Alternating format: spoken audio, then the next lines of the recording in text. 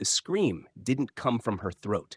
It came from somewhere deeper, a place inside the body where fear has lived too long and finally claws its way out. At 6:14 a.m., the nurses found Eleanor Hart collapsed on the polished linoleum floor of Rosewood Crest, the nursing home her children had chosen for her as a temporary solution. Her cheek was pressed against the cold tile, her silver hair fanned out, her thin nightgown drenched in panic sweat. And still, somehow, she looked dignified, like a queen who'd fallen but refused to surrender. The alarms echoed down the hallway. A red strobe light pulsed across her still body, as if marking the exact spot where her life had begun to unravel. But the truly shocking part, the part none of the nurses mentioned in their official report, was the handprint on her arm. Fresh, red, bruise-shaped, too large to be hers. Later, someone would blame the fall. Someone else would blame her memory. But Eleanor knew the truth even before she lost consciousness. It wasn't the fall that terrified her. It was the realization that someone had come into her room last night. And it wasn't a stranger. When she woke in the ambulance, her first instinct was to reach for her necklace, the one with her wedding ring threaded onto a thin gold chain. But instead of metal, her fingers closed around an empty space. The ring was gone. And that was the moment the fear settled into her bones, colder than the oxygen tube taped beneath her nose. She heard voices above her, muffled, scattered. Possible concussion.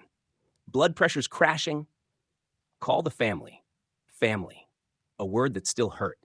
Her eyes drifted toward the ambulance window. Bare branches scraped the sky as the siren wailed, sharp, lonely, insistent, like a cry no one wanted to answer. Her children arrived at the hospital 47 minutes later. Daniel, the oldest, walked in first, carrying an air of authority he'd never earned. His suit jacket was immaculate, his expression rehearsed.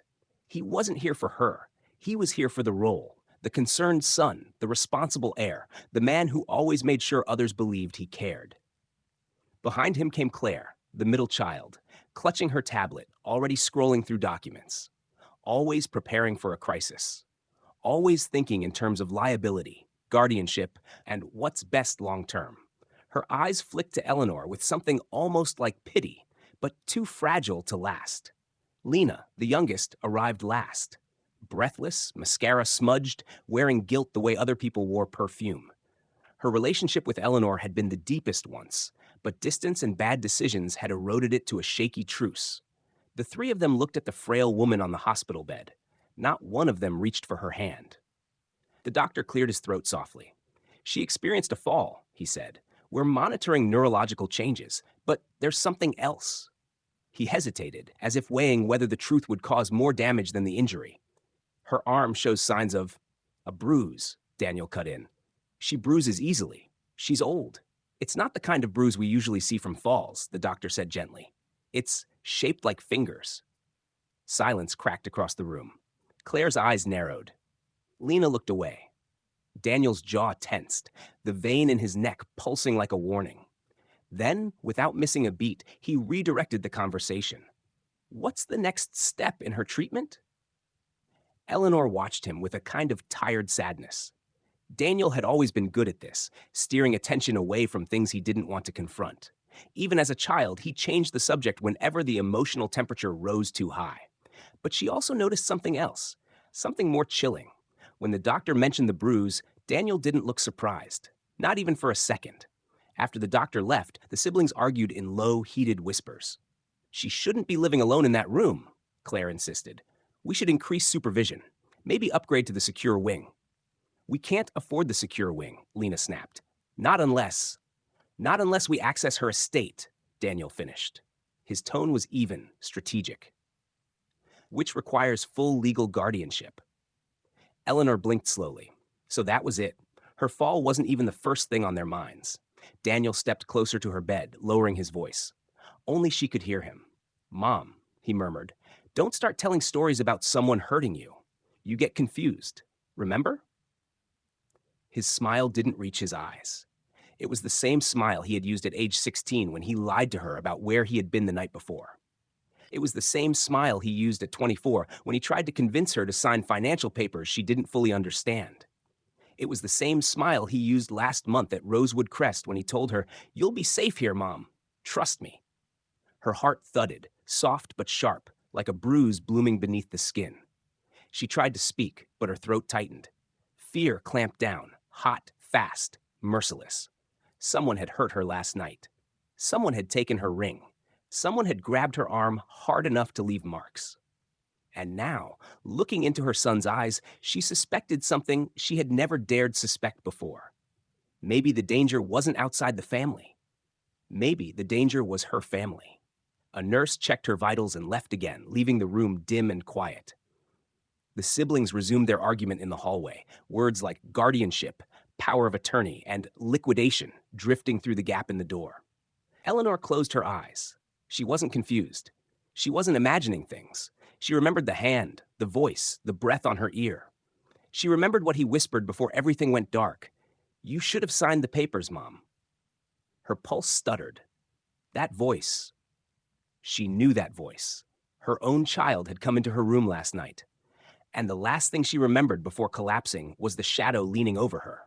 Reaching for the chain around her neck, the chain that now lay empty. Her wedding ring was gone, stolen.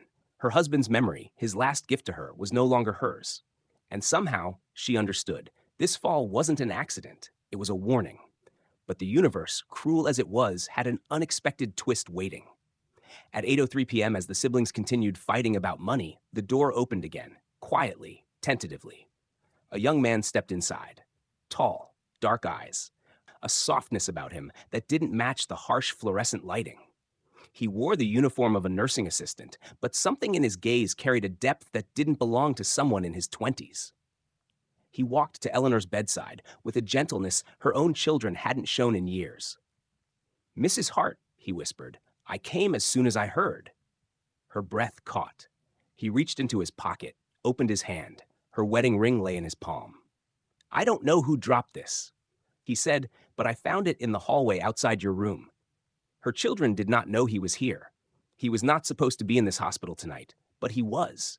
And Eleanor felt something she hadn't felt in years, a shiver of recognition, of connection, of danger and safety twisted together. She looked at him. He looked at her. Something unspoken passed between them, something forbidden, fragile, and impossible. And for the first time since the fall, she whispered a word, "You." His lips parted. "Me," he answered softly.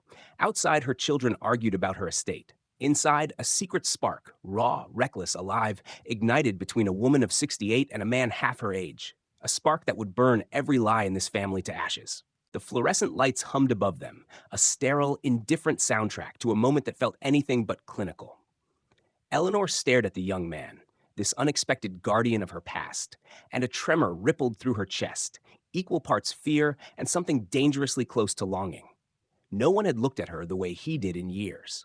Not with pity, not with calculation, but with recognition, with concern, with an unsettling tenderness. His name slipped from her lips before she even fully remembered it. "Adam." He blinked, almost startled that she remembered. "I didn't think you would. After what happened last night?" Her breath faltered. He knew. His eyes flicked to the doorway as if making sure her children were nowhere near. "They shouldn't have left you alone," he whispered. A strange warmth spread through her, not comfort, but the ache of being seen. "Someone came into my room," she murmured. "Someone took my ring." Adam nodded slowly, jaw tightening. "I know." Something in his voice sent a chill through her. He wasn't guessing. He wasn't assuming. He had information. Before she could ask anything more, the door swung open. Daniel stormed in.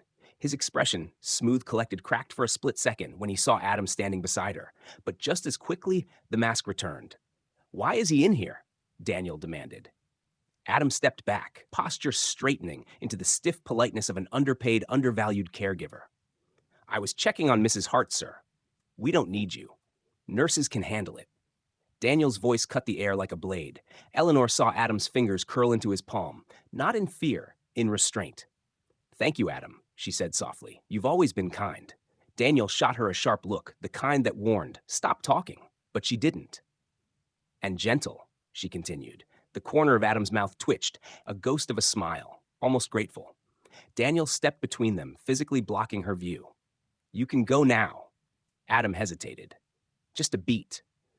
Enough to show he didn't want to leave her alone with her children. But he bowed his head and backed out of the room.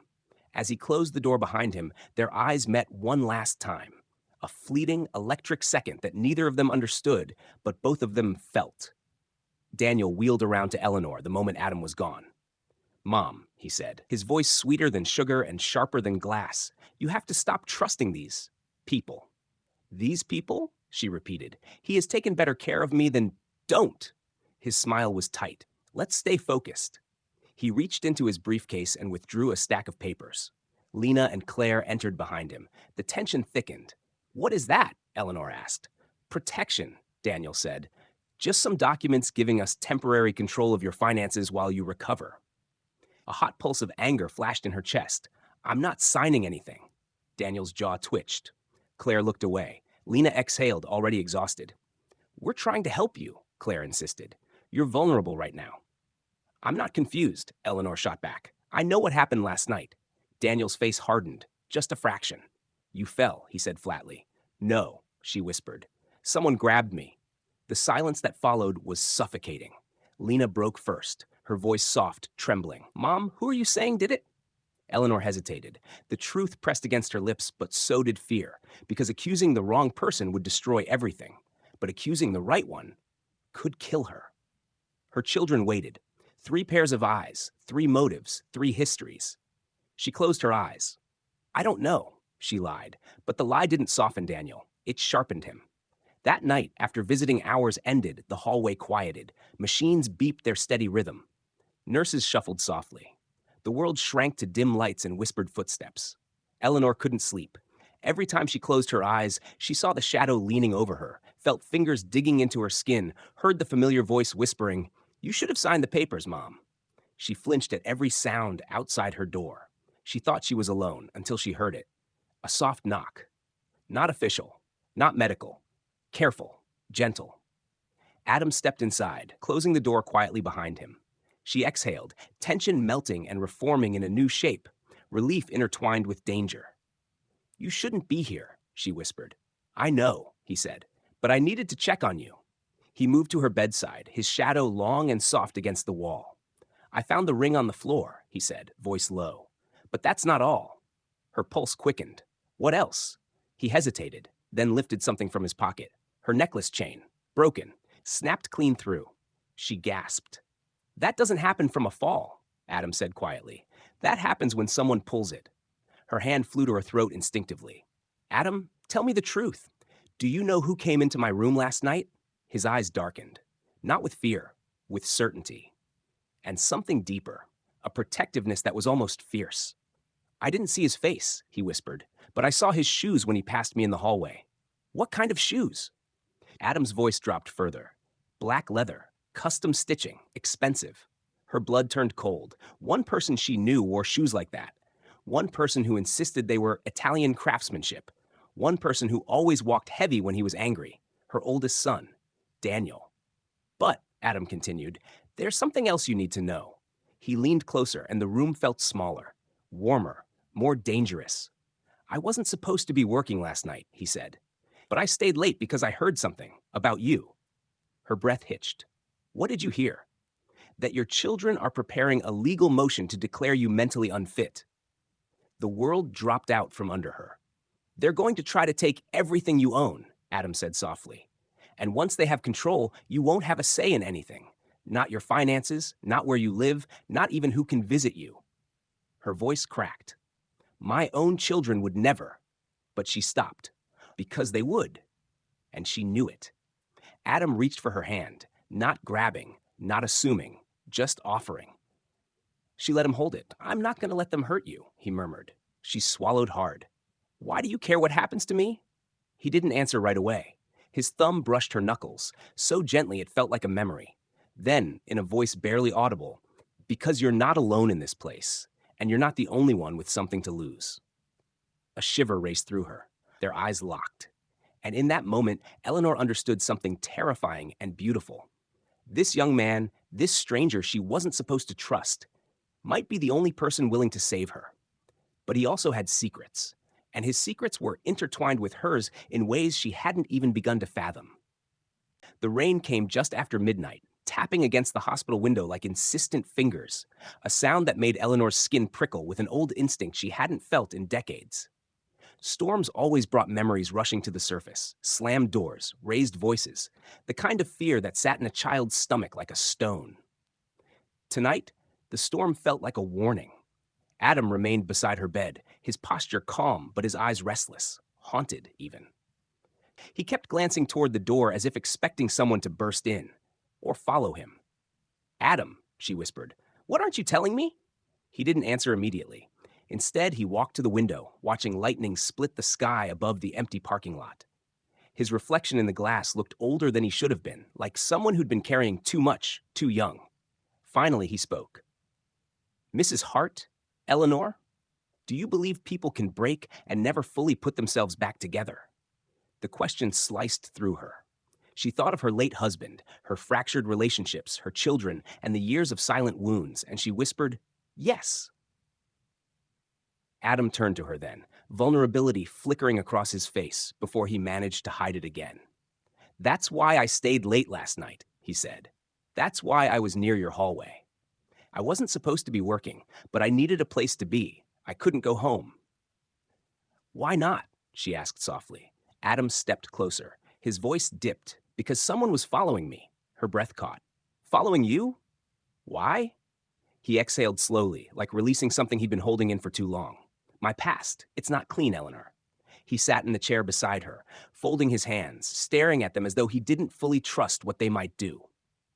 "I wasn't always a nursing assistant. Before this job, before I even had a real name to use, I lived in a shelter. I bounced between homes. My childhood." He shook his head. "Let's just say it didn't give me the kind of future people like your son expect." Eleanor's chest tightened, not from fear, but from recognition. Trauma knew trauma. "Were you in trouble?" she asked gently. "I was in survival," he said. "There's a difference, but people don't care about the difference." Thunder cracked outside. He leaned back, gaze lifting to hers. "I know what it feels like to be powerless," he whispered, "to have people take things from you because they believe you can't fight back." Eleanor swallowed. She understood too well. "But Adam," she said slowly, "you said someone was following you. Why?" His throat bobbed. "Because some things from my past, they don't stay buried." A tremor ran through her. "Are you in danger?" "Not the kind you're thinking." He hesitated. "But the kind that ruins lives quietly. The kind that shows up wearing a suit with a pen instead of a weapon." Her heart twisted. "You mean legal trouble?" His laugh was humorless. "No. Worse. Emotional trouble. Someone from my past wants something from me. Something I can't give. And they followed you to the nursing home? People like him know where to find me. He always does." His eyes darkened in a way that unsettled her, not because he seemed dangerous, but because he seemed afraid of someone else. She wanted to reach out, to touch his hand, to tell him he wasn't alone. But before she could speak, the door burst open. Daniel entered first. Rain on his shoulders, jaw clenched, eyes cold. Behind him came Claire and Lena, but their presence felt like furniture. Unnecessary, background, irrelevant to the storm Daniel carried with him. His gaze locked onto Adam. "What are you still doing here?" he barked. Adam stood, calm but unreadable. "Checking her vitals." "At midnight?" Daniel scoffed. "Don't insult my intelligence." Eleanor sat up straighter. "Daniel," she warned, "stop."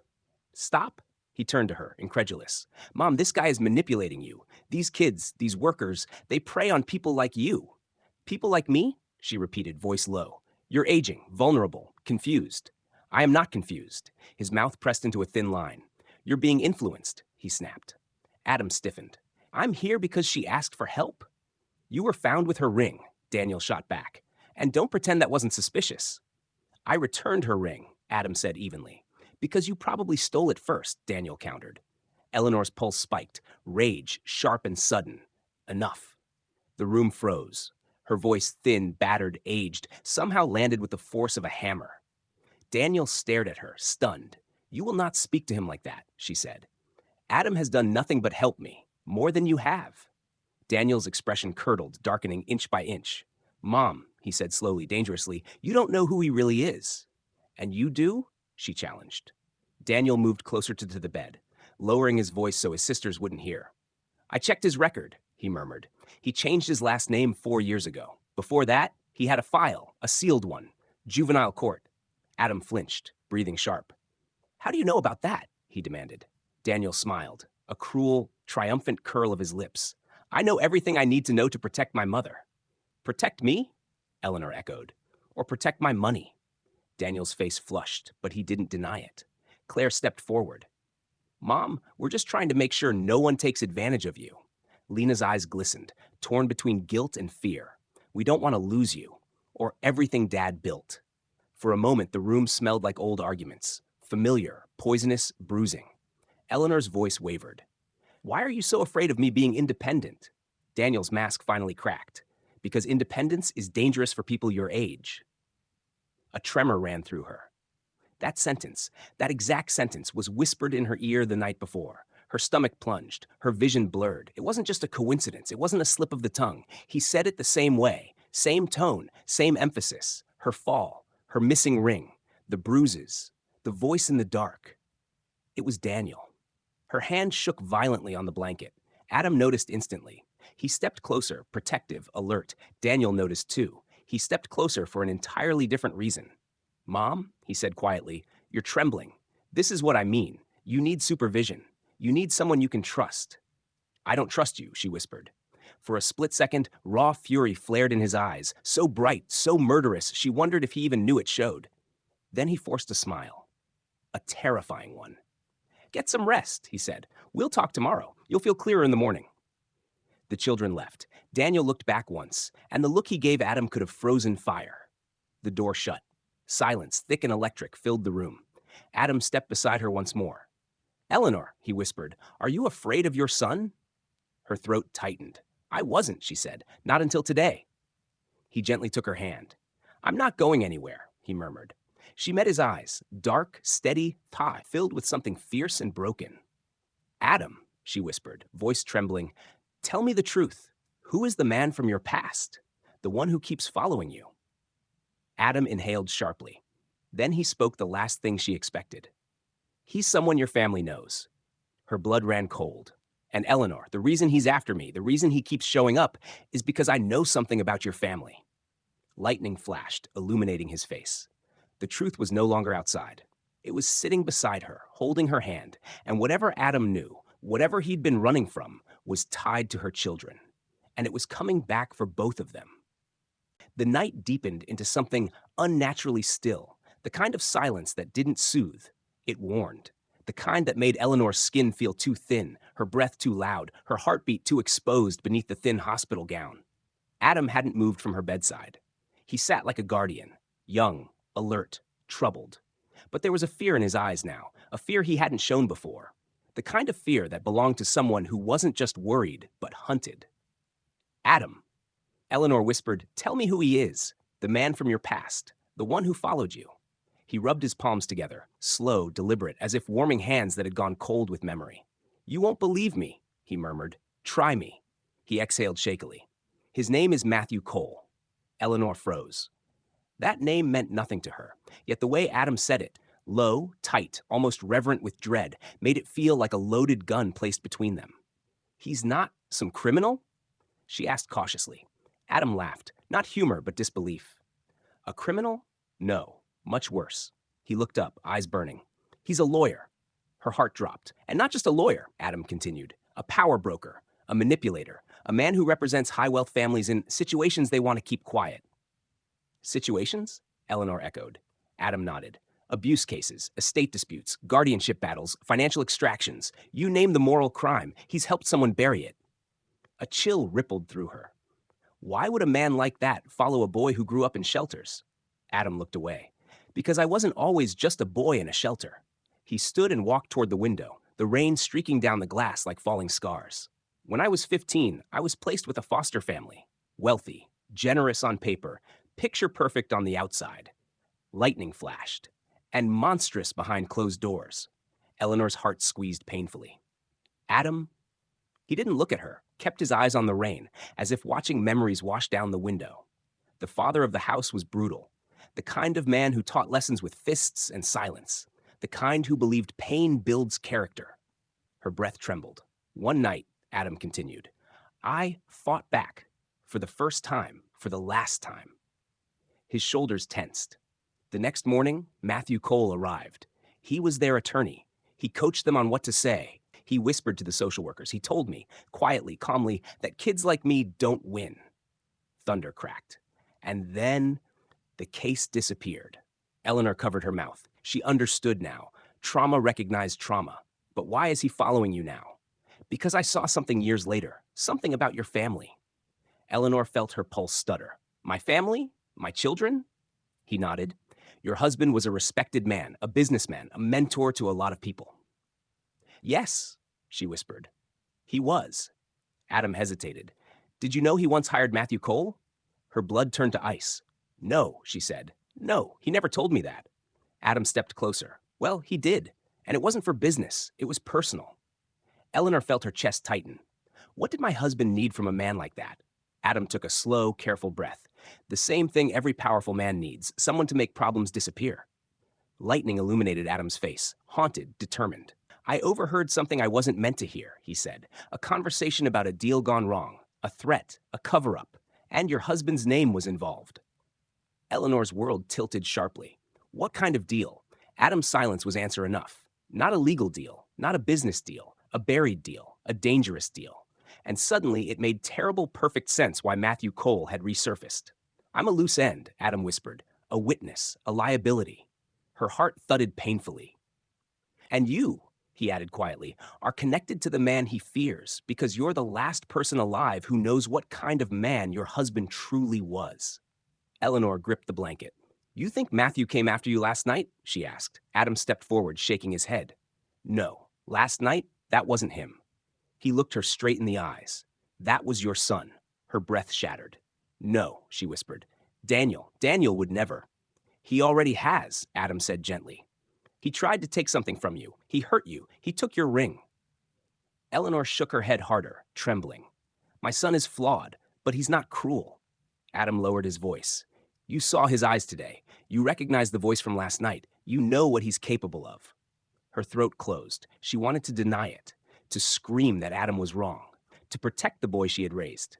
But deep inside, where truth hid like a wounded animal, she knew. Daniel had always been capable of cruelty, because he had learned it from someone. Her late husband. The door clicked open. Eleanor flinched. Adam spun around. But it wasn't Daniel. It was a nurse, a timid young woman holding a clipboard. Mrs. Hart, she said softly, I'm someone here asking to speak with you. Who?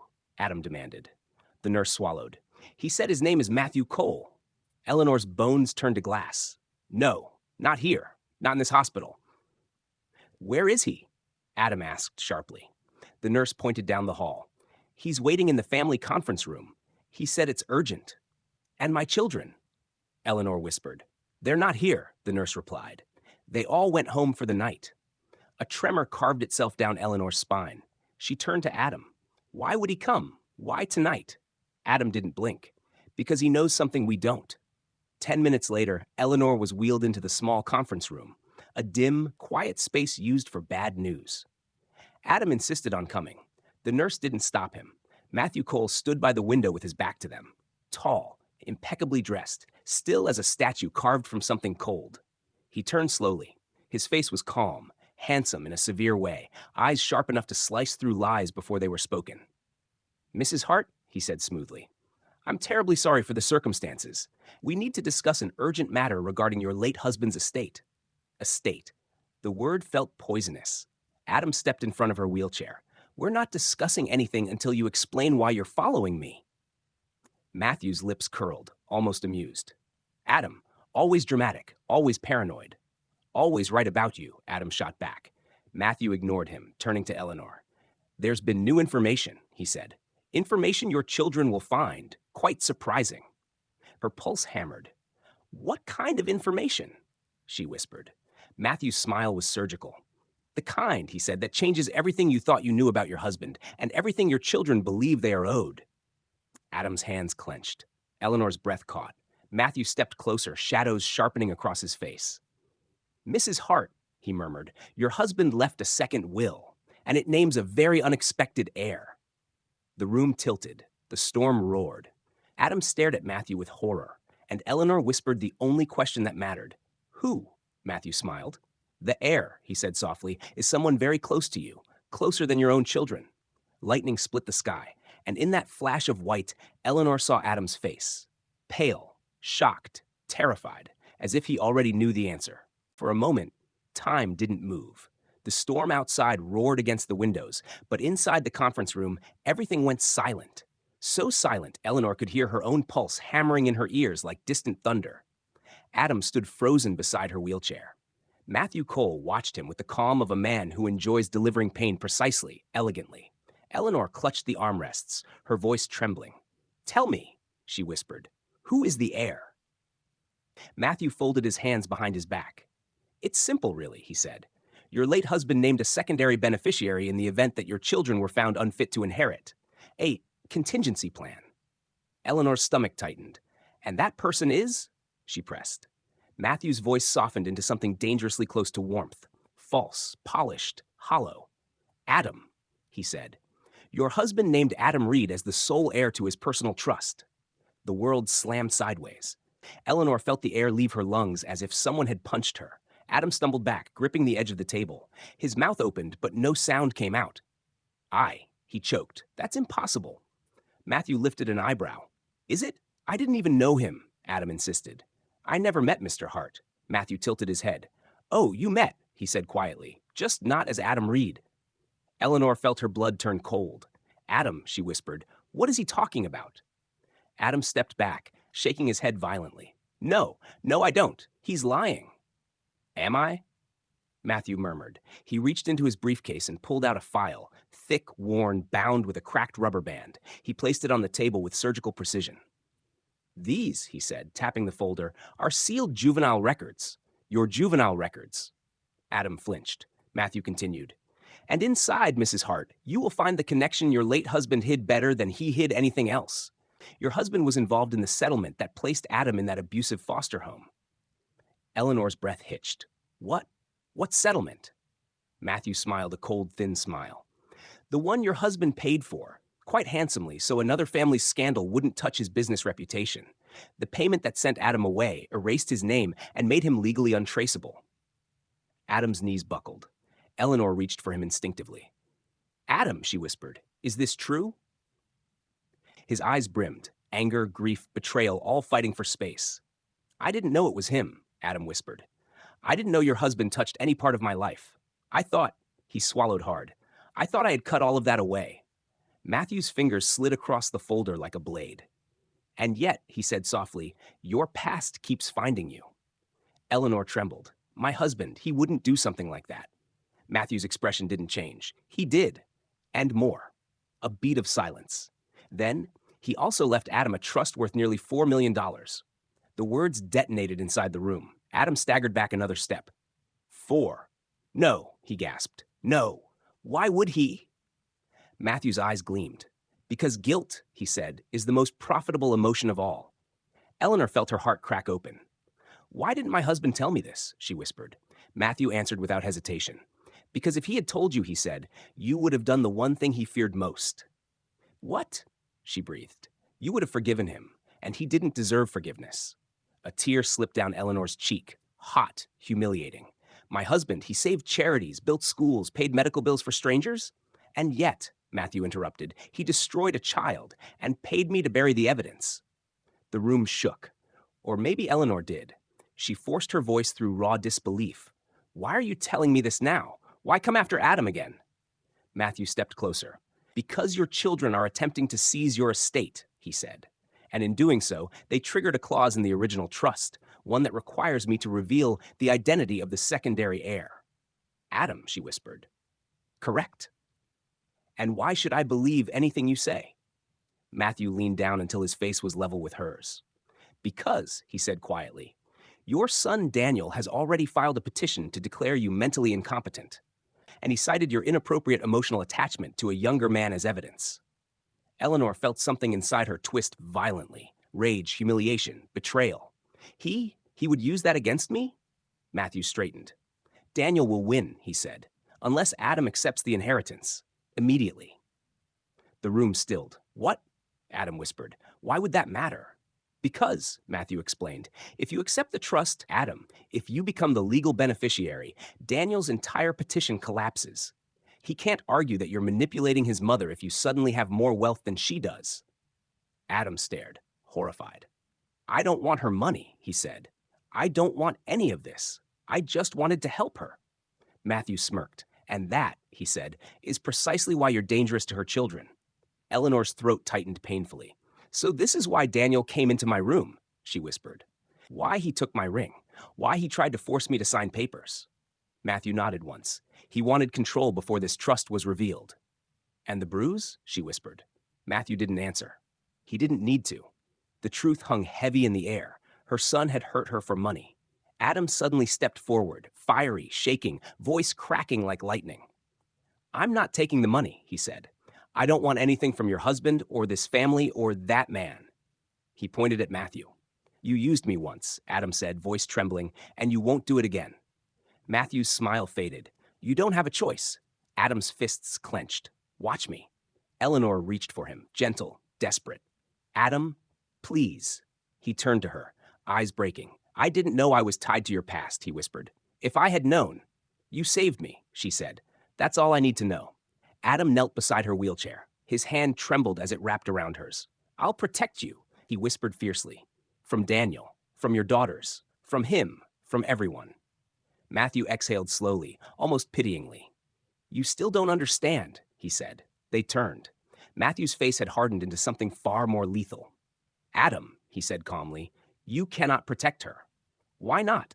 Adam demanded. Matthew's answer was a blade. Because your name on that trust makes you the most dangerous person in this entire family story, and Daniel knows it. A tremor raced through Eleanor's spine. What are you saying? She whispered. Matthew met her eyes. Mrs. Hart, your son isn't just trying to take your estate. He paused. He's trying to get Adam out of the way, permanently. Lightning split the sky.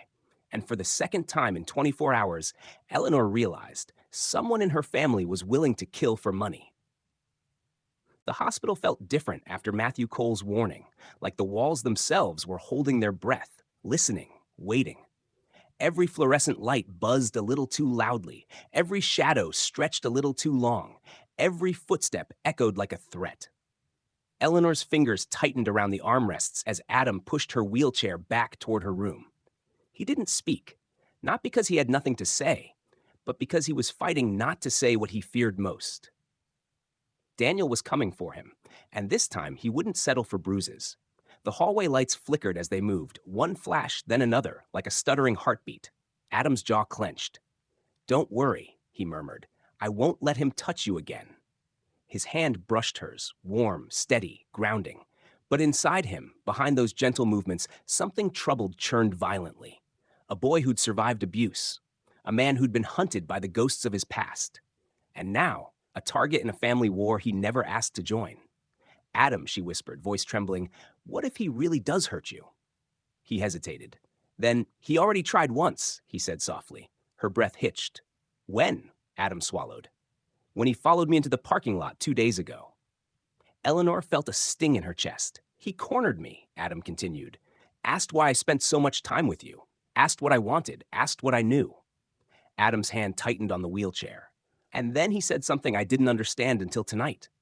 What did he say? She whispered. Adam's voice shook. You're standing in the way of what belongs to me. Eleanor's breath froze. Daniel's greed, his rage, his desperation. Everything made sense now. She felt tears sting her eyes. What have I created? She whispered.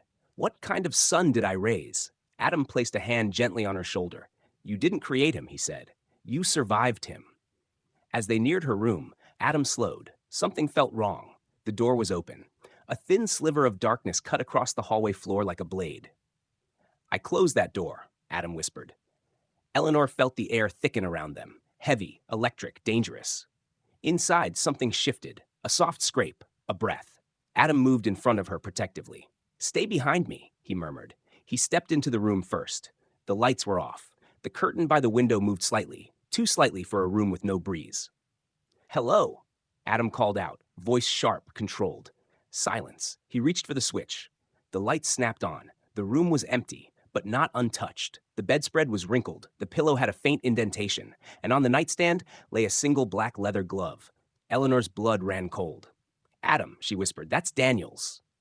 He didn't let her finish. We're leaving. Before they could move, footsteps approached. Slow, heavy, controlled, the kind of footsteps that belonged to someone who wanted to be heard. Adam stepped into the hallway. Daniel stood at the far end, illuminated by a flickering bulb overhead. His suit jacket was off, his sleeves rolled up, his eyes empty. Not angry, not frantic, empty, like a man who had already crossed the line and wasn't planning to go back. Adam, he said, you and I need to talk. Adam didn't move. We're not talking. Daniel smiled, a thin, chilling curve of lips. You don't get to refuse me. Eleanor wheeled forward, voice shaking. Daniel, stop this. Her son didn't even look at her. This is between me and him. No, she said. This is about what you did to me. Daniel tilted his head, mocking confusion. What I did. Mom, you fell. That's all. You came into my room, she whispered. You grabbed me. You took my ring. His smile didn't fade. You're confused. That word hit her like a slap. Adam stepped forward, fists clenched. She's not confused. She remembers your shoes, Daniel. Black leather, custom stitch, Italian. Daniel lifted a hand. Adam, he said softly, you've become a real problem. Adam's jaw locked. The hallway felt narrower. The lights buzzed louder. The storm outside pressed coldness through the walls. Daniel lowered his voice. You think you're the first boy to come into her life and take advantage of her? Eleanor's heart lurched. Daniel. But Daniel kept talking, stepping closer, each step deliberate. She gets sentimental, emotional, weak, and boys like you see opportunity. You always do. Adam's breath shook with anger. I care about her, he said, maybe more than you ever have. Daniel's smile fractured, a crack in the mask, a glimpse of the monster beneath. You don't belong in this family, Daniel whispered, and you're not going to touch what's mine. Adam stood taller. She's not yours. Daniel's eyes darkened. You don't understand how this works. Adam stepped between him and Eleanor. Explain it to me, he said. Daniel leaned in, his voice a low, venomous whisper. When you grew up in filth, you take whatever scraps rich people drop on the floor, but you don't touch what isn't meant for you. Eleanor gasped. Adam didn't flinch, but his fists curled. Leave, Adam said. Now. Daniel exhaled through his nose, amused. You think you can stop me? You're a nobody with a new last name and a sealed file. You're not even a real person on paper. Adam's voice dropped, deadly quiet. And yet your father left everything to me. Daniel snapped. He lunged. Adam blocked him, shoving him back hard. Daniel stumbled, shocked at the resistance. You hit me? Daniel hissed. You attacked me, Adam shot back. The scuffle echoed, shoes scraping, fists clenching, breathing sharp. Adam didn't strike, but he didn't back away. Daniel's eyes flicked to the side, toward Eleanor, toward her medical monitor, her IV line, her vulnerability. And in that instant, Adam understood his intention. No, Adam growled. Don't you touch her. Daniel moved, fast, not toward Adam, toward Eleanor. He grabbed her wheelchair, jerking it hard. Eleanor cried out, gripping the arms as she nearly tipped sideways. Adam lunged. Let her go. He yanked Daniel back with everything he had, shoving him into the wall. Daniel slammed against the plaster. A picture frame fell and shattered. Alarms beeped. Nurses shouted down the hall. But the last thing Eleanor saw before Adam pulled her away was Daniel's face twisting into a promise of violence. This isn't over, Daniel snarled. If you think you can keep her, you're dead wrong. Adam pushed Eleanor's chair down the hall, breath ragged. Adam, she whispered, he'll come back. I know, Adam said. Matthew said he would try to. I know, he said again. They reached the elevator. Adam pressed the button repeatedly, desperately. As the doors opened, he turned to her, his voice steadier than his shaking hands. We're not safe here. The elevator doors slid shut, and Eleanor realized something terrifying. Her son wasn't afraid of losing her. He was afraid of losing control. And control was something men like him never surrendered without blood. The elevator shuddered as it descended, the dim overhead light flickering in nervous pulses. Adam stood in front of Eleanor, one arm braced against the rail, the other gripping the wheelchair handle with a tension that made his knuckles pale. Eleanor could hear his breathing, sharp, fast, controlled only by sheer will. He wasn't panicking. He was calculating. Adam, she whispered, where are we going? Somewhere your son won't think to look, he murmured. And where is that? He didn't answer, which meant he didn't know, or he knew too well and didn't want her to fear it. The elevator chimed. The doors slid open. The lobby was nearly empty, save for one security guard half asleep at the counter and a custodian mopping near the entrance. Rain slammed against the glass doors in sheets, making the parking lot beyond look like a storm-swallowed void. Adam leaned down. "We move fast," he whispered. "Daniel won't expect you to leave the hospital on foot." Her heart thudded painfully. Is this really necessary? Adam looked at her then, truly looked. His voice softened. "He tried to hurt you tonight. He won't stop there." Lightning flashed, illuminating his face with pale electricity. "He won't stop until he loses everything, or takes everything." Eleanor swallowed the tremor rising in her chest. "Then let's go."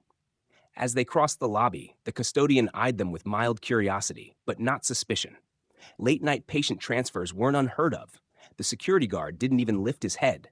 Adam pushed the wheelchair into the night. Cold rain hit them immediately, sharp, relentless, soaking his jacket within seconds.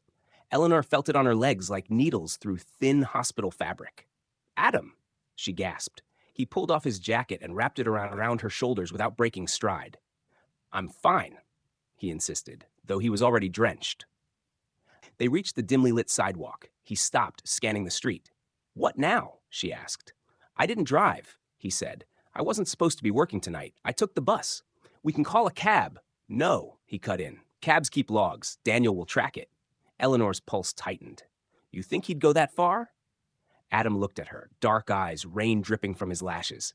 "I think he already has." A gust of wind slapped the rain sideways. He shielded her with his body. Then he spotted it, a bus pulling into the stop a block away. "Hold on," he whispered. He angled the wheelchair and started running. The wheels clattered over the uneven pavement as Adam sprinted through the storm. Rain blurred everything: headlights, street signs, the yellow glow of the bus doors. "Hurry," the driver called. "I'm closing in 30 seconds." Adam pushed harder. They reached the bus just as the doors hissed shut. Adam slapped a hand against them. The driver jumped. "Jesus, kid! All right, all right!" The doors reopened. Adam lifted Eleanor carefully, placing her in the front seat. He folded the wheelchair with practiced precision and slid it aboard. The bus lurched forward. Eleanor stared at him, soaked, breathless, absolutely alive. "You didn't have to do all this," she whispered. Adam gave a shaky smile. "I did." "Why?" His eyes met hers. "Because you're the first person who's ever fought to understand me, and I can't let your son destroy you." Eleanor felt something warm move through her, dangerous and comforting all at once. "Adam," she whispered, "what are we running to?" He took a breath. "Somewhere safe." "And where is safe?" He hesitated. "My old neighborhood," he said finally. "The places Matthew Cole tried to erase. No one with a suit or a polished lie ever goes there." The bus rattled through the storm, neon signs reflecting like broken promises on the wet streets. As the city shifted from suburban calm to industrial grit, Eleanor studied Adam in the dim light, his damp shirt clinging to his shoulders, his jaw tight, his gaze locked on the dark window. There was something else in him tonight. Not just fear. Resolve. "Adam," she said quietly, "tell me the rest." He looked at her. "The rest of what?" "Of why my husband named you," she whispered. "Of why Matthew Cole came back. Of why Daniel thinks you're a threat." Slowly, like peeling back a bandage, Adam began. "Your husband didn't just pay for that settlement," he said. "He stayed involved." "Why?" Eleanor whispered. "He wanted to monitor me," Adam continued. "Not because he cared, but because he needed to know if I would ever talk. If I would ever remember too much." Eleanor stiffened. "What did you witness?" Adam swallowed hard. "A meeting," he said, "between your husband and someone I didn't know. I was a kid, but I heard yelling, threats, something about money, something about covering up a mistake that would ruin everything." Eleanor felt her stomach turn. "What kind of mistake?" Adam shook his head. "I don't know, but whatever it was, your husband sent me away before I could talk." She covered her mouth with trembling fingers. "And when he died," Adam continued, "his guilt returned. Maybe he wanted to make something right. Maybe he wanted insurance in case his children ever discovered the truth." "And Matthew?" she asked. "He wants the trust sealed," Adam said. "If I take it, I become a threat. If I refuse it, I'm still a threat because of what I know." "Then you can't win," she whispered. Adam smiled with a sadness too old for his face. "I never expected to." The bus turned onto a narrow street, quiet, poorly lit, lined with old brick buildings and flickering signs. The storm eased, but the streets glistened like spilled secrets. "This is where I grew up," Adam said. "Where the system forgot kids like me." He helped Eleanor off the bus, unfolding the wheelchair, pushing her through puddles and shadows. The air smelled of rust and rain. A dog barked somewhere in the distance. A neon sign buzzed over a boarded-up corner store. "Is someone here helping us?" she asked. "Maybe," Adam said, "if he still lives here." "Who?" He hesitated. "My brother." Eleanor froze. "You never told me you had a brother." "We were separated in the system," Adam said. "He disappeared years ago, but if he's still here, he'll protect us." They approached a rundown building. Adam knocked twice, then once more. A light switched on inside. A masculine voice growled from behind the door. "Who the hell knocks like?" The door opened. A tall man stood there, broad shoulders, tired eyes, scar across his eyebrow. He looked at Adam with shock that cracked open years of buried memories. "Adam?" Adam exhaled shakily. "Hi, Mark." Eleanor felt the tension break, raw, fragile, real. But before the moment could settle, Mark's expression darkened. "Why are you here?" he demanded. "And why is she with you?" Adam lifted his chin. "Because someone is trying to kill us." Inside the apartment, dim lights flickered over peeling wallpaper, a sagging couch, and a table cluttered with tools and unopened mail. Mark paced back and forth, muttering curses. "You're telling me a rich politician's son is hunting you?" he snapped. "And you brought a 70-year-old woman into this neighborhood at night?" "She's the reason he's coming after me," Adam said. "And she's not safe." "I'm not helpless," Eleanor whispered. Mark stopped pacing, studying her, really studying her. "You've got fight in you," he said. "I can see that." Eleanor gave a faint smile, more than my son expected. Mark nodded slowly. "Then you'll fit right in here." Adam exhaled a breath he'd been holding for hours. Eleanor felt something shift. The room felt less like a hiding place, and more like the first place she'd belonged in years.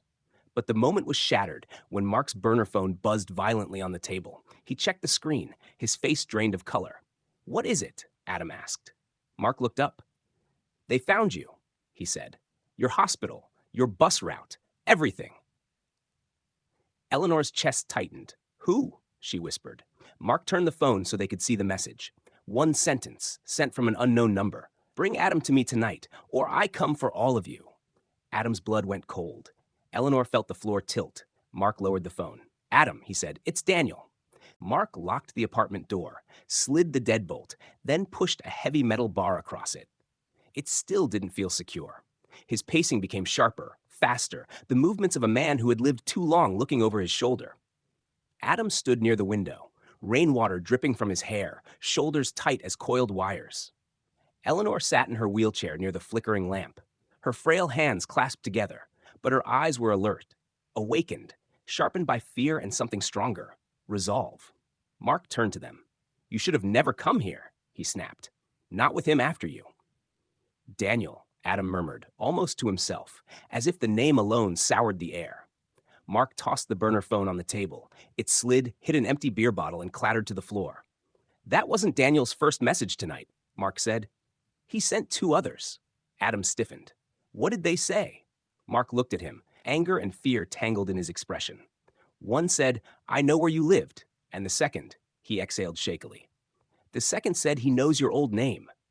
Eleanor's breath froze. Adam's face drained of color. "No," he whispered. "No, that's not possible. There's no way he found that. It's sealed." Mark slammed a hand on the table. "Sealed doesn't mean safe, Adam. Not when a man with money wants something." Eleanor felt a tremor ripple down her spine. "What does your old name mean?" "Whoa," she asked softly. "What is he talking about?" Adam lowered his head. Rainwater dripped from his jaw like he couldn't escape the storm now living inside him. He whispered, "My name wasn't always Adam Reed." Eleanor's voice trembled. "Then what was it?" Silence. Then, Adam Hart. The world stopped. Eleanor gasped as if someone had sucker punched her. Mark flinched. The lamp flickered and buzzed like electricity reacting to the truth. "Hart?" Eleanor whispered. "As in, my husband's name?" Adam nodded once. Slow, tortured, as if saying the truth aloud cracked something inside him. "Yes." Eleanor shook her head, eyes filling with disbelief. No, that can't be. My husband only had 3 children." Mark let out a bitter laugh. "Lady, wealthy men often have more children than they claim." Adam winced. "Mark, no," Eleanor whispered. "He wasn't like that." But even as she said it, something cold crawled up her back. She remembered the business trips, the unexplained absences, the late-night phone calls. The money that went missing around the time Adam would have been born. And worst of all, she remembered the guilt in her husband's eyes during the final years of his life. Guilt she never could place. "You're lying," she whispered, but her voice cracked. Adam met her gaze. "I wish I were." Mark sank into a chair, rubbing his temples. "When Adam told me his juvenile case was sealed, I wondered why. Kids in the system don't get special treatment. Not unless someone powerful pulls strings." He looked at Eleanor. "Your husband wasn't covering up a business scandal." He pointed at Adam. "He was covering him." Adam swallowed hard. "I didn't know the truth until I was 13, he said quietly. "A caseworker slipped. She said my father was a man with influence, that there was money involved to keep everything quiet." "And your mother?" Eleanor whispered. Adam's jaw clenched. "Dead. She overdosed when I was 5. But before she died, she wrote a letter." He reached into his pocket and pulled out a folded, yellowed piece of paper. He held it out to Eleanor. "She mentioned a name," Adam whispered. "A man she met when she was waitressing at a banquet." Eleanor hesitated, then took the paper with trembling fingers. She opened it. The handwriting was messy, uneven. The ink smudged from tears. The last line stabbed Eleanor's heart. His name was Charles Hart. He said he'd take care of us. He never did. Eleanor covered her mouth. Her husband.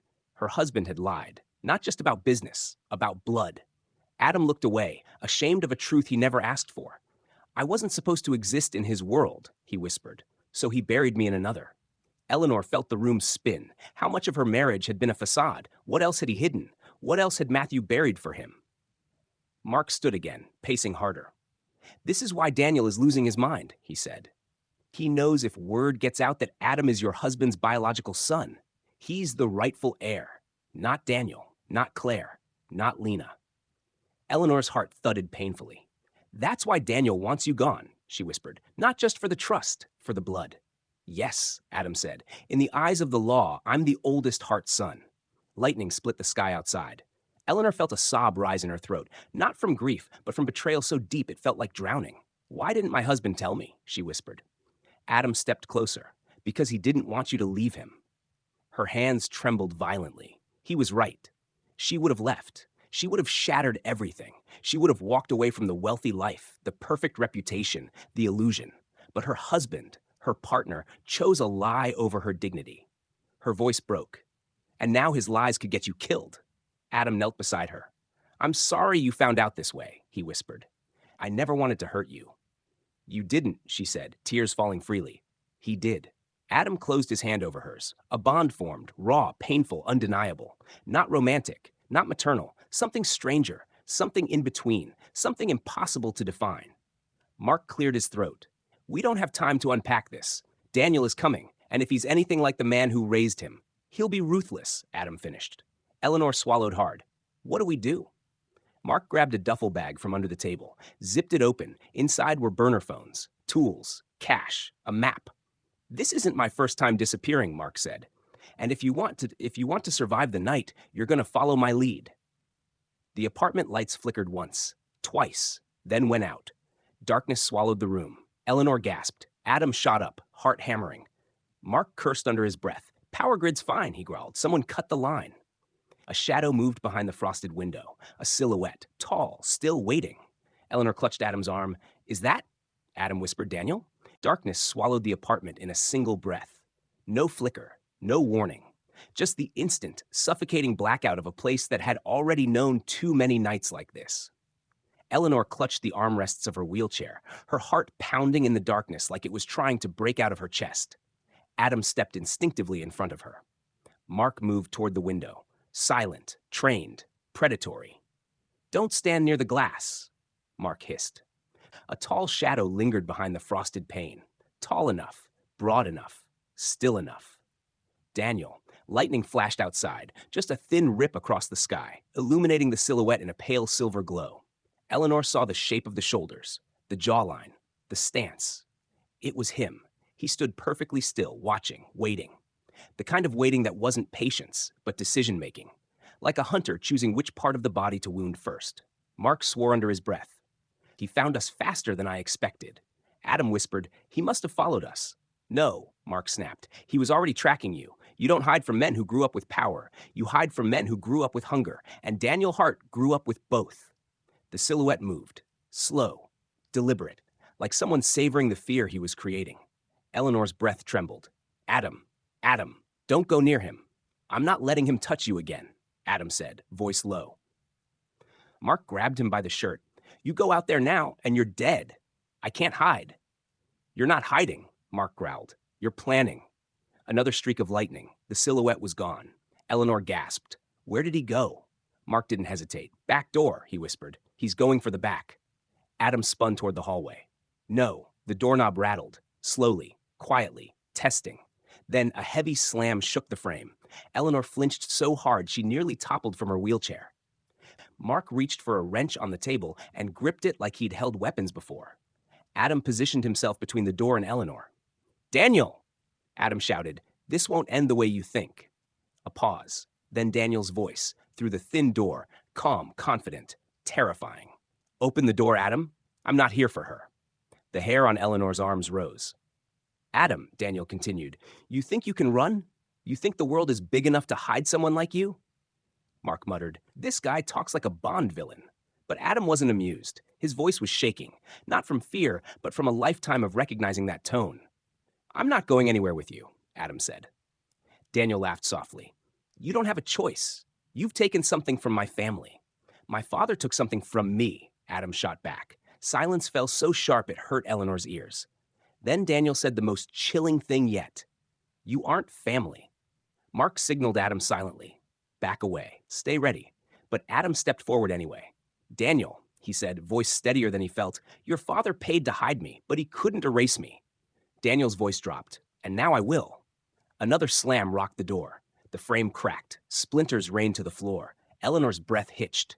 "He's going to break it," she whispered. Mark braced himself. "Let him come. He'll regret it." Adam gripped the back of Eleanor's wheelchair. Then Daniel stopped banging. Silence. Too much silence. A silence more dangerous than the noise. Mark's eyes narrowed. "He's not trying to break in anymore," Adam whispered. "He's trying to make us move." "Or panic," Mark added. "He's smart, mean smart." Then, footsteps, walking away, down the hallway, toward the side exit. Adam's stomach dropped. "He's circling the building," Mark cursed. "He wants to force us out the front." A brilliant flash of lightning again, and the shadow returned, this time at the side window. Daniel's face was barely visible through the frosted glass, but the shape of his mouth, curved into a smile, was unmistakable. He tapped the window with one finger. Tap, tap, tap. Each tap sent a crack through Eleanor's soul.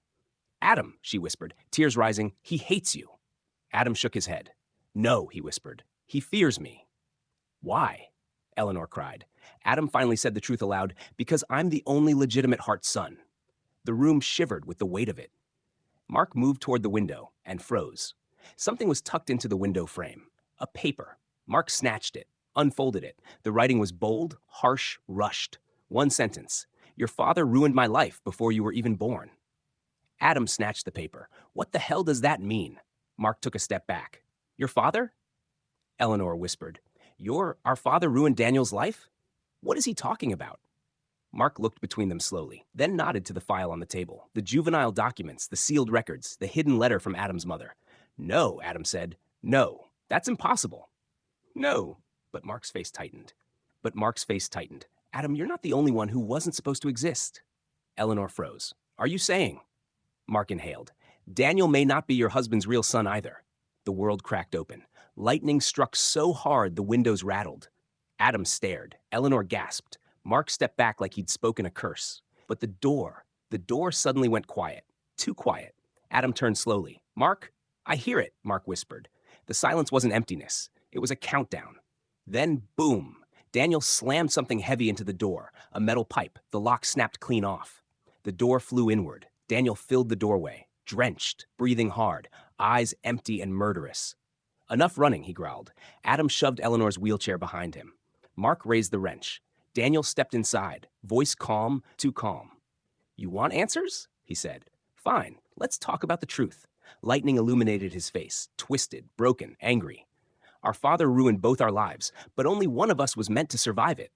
He stepped closer. "And it wasn't you, Adam. The storm outside roared, and the real war for the Hart family began. Daniel stepped fully into the apartment, rainwater dripping from his hair, his shirt plastered to his chest like a second skin. But it was his eyes, dark, gleaming, hollow, that froze the room. Those were not the eyes of a man fighting for inheritance. They were the eyes of someone with nothing left to lose. Adam moved first, instinctively, protectively, shielding Eleanor with his body. "Daniel," Adam said, voice low but steady. "Whatever you think happened, whatever you think I am, we can talk." Daniel laughed, a sharp, broken laugh that echoed off the peeling walls. "Talk?" he repeated. "You want to talk now? After hiding my father from me?" Adam stiffened. "What are you talking about?" Daniel stepped forward, pointing a shaking finger at him. You knew he wasn't really my father." His voice cracked, rage and pain bleeding through. "You knew, and you came for us anyway." Mark raised the wrench, positioning himself between Daniel and Adam. "Back up," Mark warned. "You take one more step and—" Daniel didn't even look at him. "I'm not here for you, Mark. You're a distraction. A nobody." His eyes locked on Adam. "But he is the problem." Eleanor gasped. "Daniel, stop, please, stop this." "No," Daniel snapped, turning on her with a venom she had never seen in her son. "All my life, I tried to be the son Dad wanted, the heir, the man he could be proud of." Tears shimmered in his eyes, but they were the kind that burned, not softened. "And then I found out," he said hoarsely. "I was nothing to him, a placeholder, a name to hide the truth behind." Adam swallowed hard. "Daniel, I didn't know about any of this, until tonight." Daniel's laugh cracked again, harsher. "You didn't know?" He stepped forward. "You didn't know he kept records of you? That he paid to hide your existence? That he tracked every school you attended, every shelter you stepped in, every caseworker who touched your file?" Adam froze. "What?" Daniel's voice fell to a whisper, quiet, deadly. "I read the reports." Lightning flared. Eleanor felt the floor tilt beneath her. "Reports?" she whispered. "What reports?" Daniel looked at her, really looked at her, with a mixture of pity and contempt. "Mom, Dad wasn't the saint you remember. He didn't just cheat on you." Adam inhaled sharply. Daniel lowered his voice. "He was investigating Adam." "At me?" Adam whispered. "Yes. Watching you. Studying you. Preparing for the moment you would come looking for him." Adam shook his head. No, that's not." Daniel cut him off. "He was terrified of you." Those words hit like a physical blow. "Terrified?" Adam rasped. Daniel nodded. "He thought you were proof of everything he'd done wrong. Proof that could ruin his career, his reputation, his family." Eleanor felt something inside her crack open. Anger, betrayal, disbelief. "My husband would never." "He did," Daniel growled. "He kept journals, locked entries. He wrote about the day he met your mother, the affair, the threat of exposure, the money he paid, and the reason he buried Adam in the system." Adam's voice trembled. "Why?" Daniel's expression hardened. "Because he believed you were dangerous." The room held its breath. Adam's legs weakened beneath him. Eleanor pressed her hand to her chest. Daniel went on. "He said you had the same darkness he had, the same temper, the same fire." A cruel smile. "He said you were too much like him." Adam stumbled backward as if the truth had struck him physically. "No," he whispered. "No, I'm nothing like him." Daniel barked a laugh. "You think that because you're poor and quiet and broken, you're better than him? You think your trauma makes you different?" Adam's fists clenched. Daniel stepped closer, lowering his voice. "You are exactly like him. That's why he feared you." Something snapped in Adam's expression, fear shifting to anger, denial to defiance. "I am nothing like Charles Hart," Adam said, voice trembling with conviction. Daniel's smile sharpened. "Then why?" he whispered. "Did he leave everything to you?" The words punched the air out of the room. Everyone froze. Even the storm outside seemed to pause, waiting for the next explosion. Adam forced himself to speak. "He didn't leave everything to me. He left the trust to me. That's it." "He left me nothing," Daniel snarled.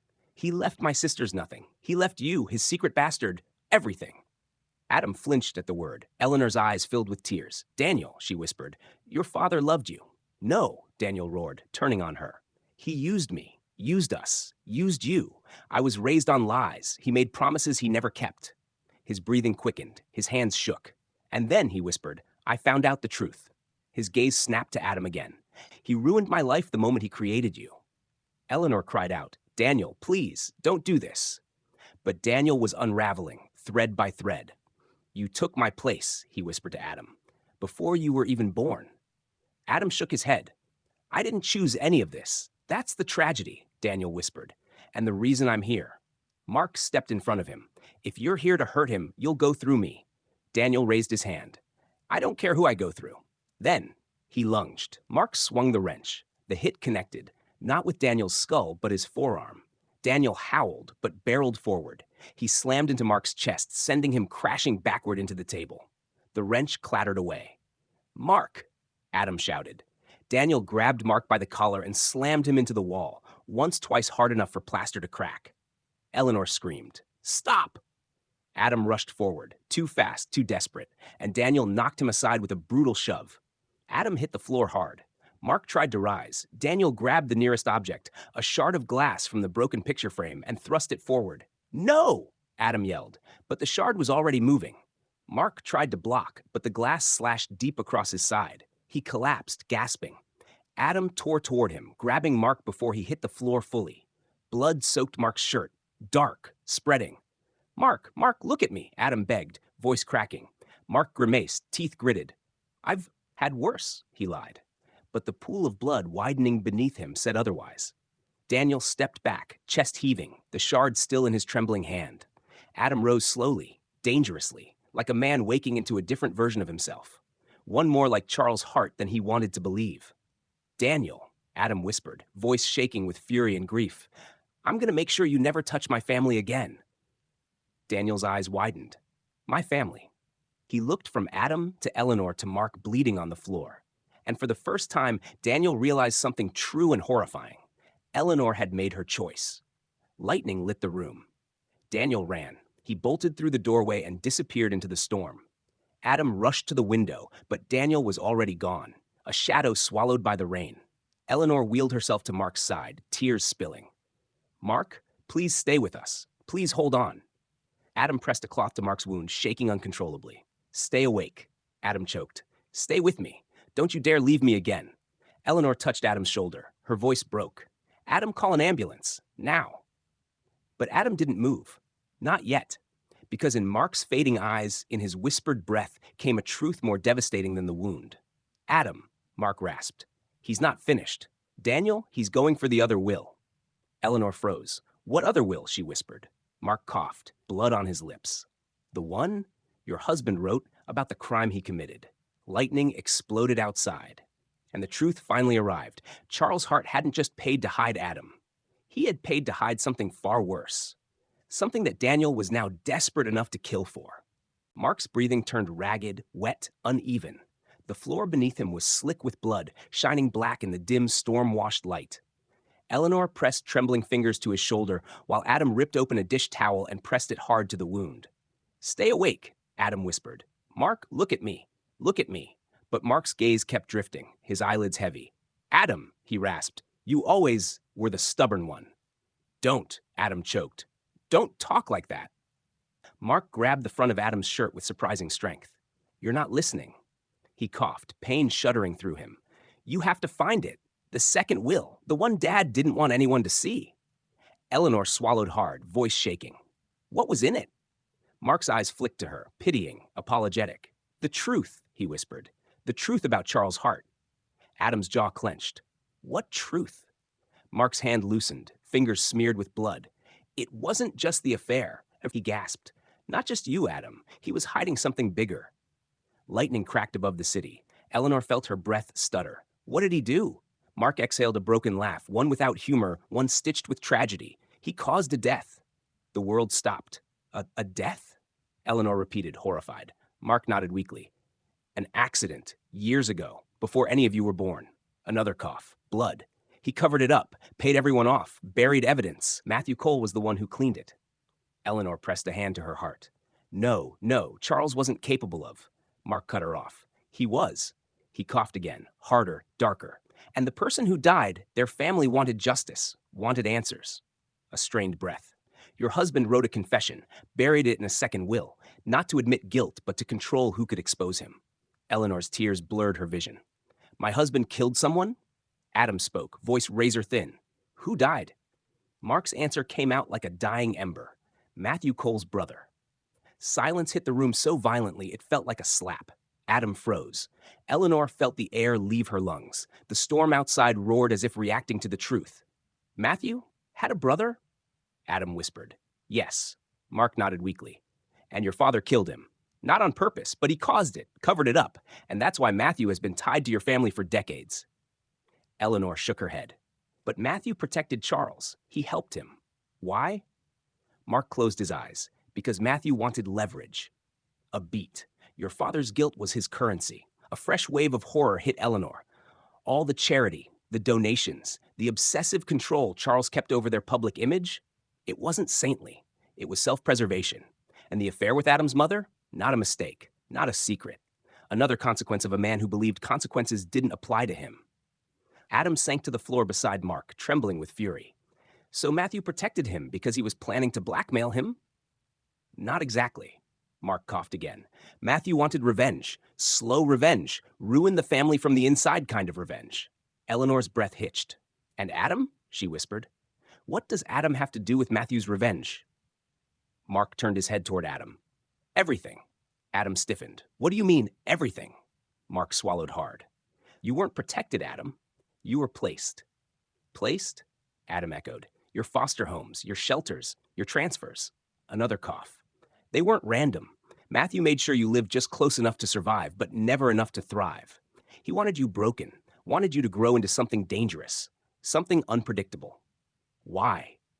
Eleanor whispered. So that when the truth came out, Mark said, the illegitimate son would be a bomb dropped on the Hart legacy. Adam's heart pounded in his throat. No, he whispered. He didn't. Matthew didn't control my childhood. He did, Mark said softly, and your father let him. The room shook under the weight of the truth. Eleanor covered her mouth, sobbing. My husband let a stranger shape my child's suffering? He owed Matthew, Mark rasped. And Matthew collected the debt. Adam's fists clenched until his knuckles went white. His entire life. Every sleepless shelter night, every abusive home, every moment he thought was random, unfair, cruel. It wasn't fate. It was controlled, designed, engineered by the man who had fathered him, by the man who sought revenge for a brother's death. And now Daniel. Daniel, who had spent his entire life trying to be the perfect son, had learned he wasn't a true heart. His rage wasn't only greed, it was identity-shattering betrayal. Adam felt the room tilt. This is my fault, he whispered. No, Eleanor leaned forward. It's Charles's fault. It's Matthew's fault. It's not yours. Adam shook his head violently.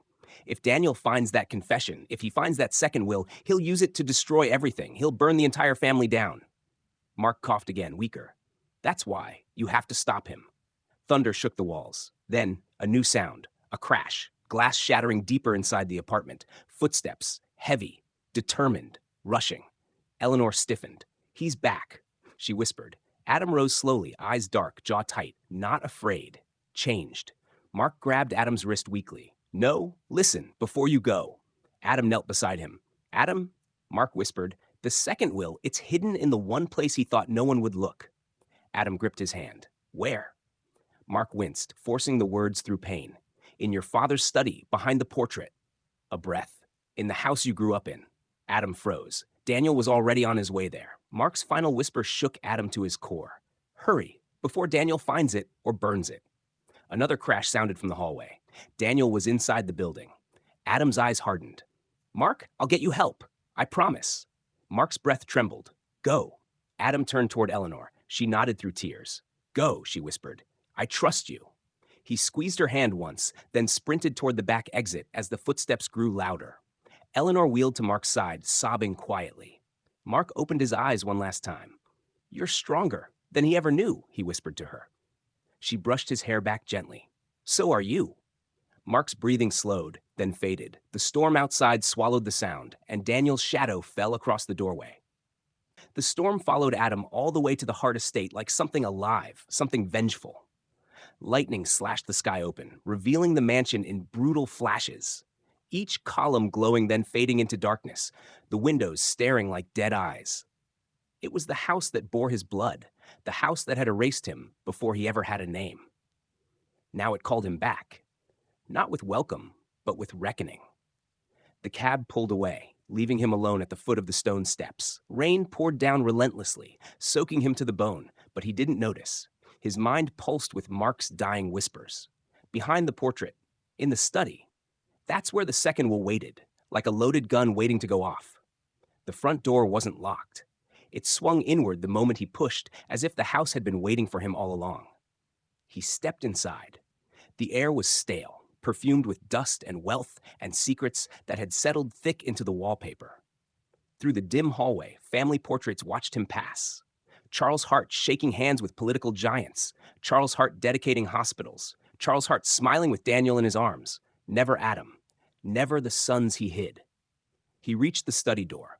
It was ajar, a thin line of light stretching across the polished floor. He pushed it open. The room was a shrine to power. Heavy books, a massive oak desk, trophies, the scent of old cigars. And above the desk, dominating the wall, hung the oil portrait of Charles Hart. The man's face stared down with that same noble lie he wore in every image. The benefactor, the patriarch, the self-made myth hiding the rot beneath. Adam approached the portrait, pulse pounding. He reached up. A soft sound behind him froze his hand midair. He turned slowly. Daniel stood in the doorway. Rain dripped from his hair. His shirt clung to his body. His eyes, flat, gleaming, held no trace of reason. "I thought I'd find you here," Daniel said, stepping inside. Adam didn't back away. "Move," Daniel laughed quietly. "You walk into my house and give orders? It was never your house?" Daniel's jaw tightened. "And it never will be yours." Adam turned back to the portrait. Daniel lunged to block him, but Adam shoved him aside with a force even he didn't expect. Daniel slammed into the desk, knocking a paperweight to the floor. Adam gripped the edge of the portrait and pulled. The heavy frame swung open on hidden hinges, dust swirling like ghosts rising from the wall. Behind it was a metal panel, old and rusted, sealed with a latch. Adam tore the latch free. The metal groaned and revealed a narrow recess carved into the wall. Inside was a single envelope, thick, yellow, sealed with crimson wax. He reached for it.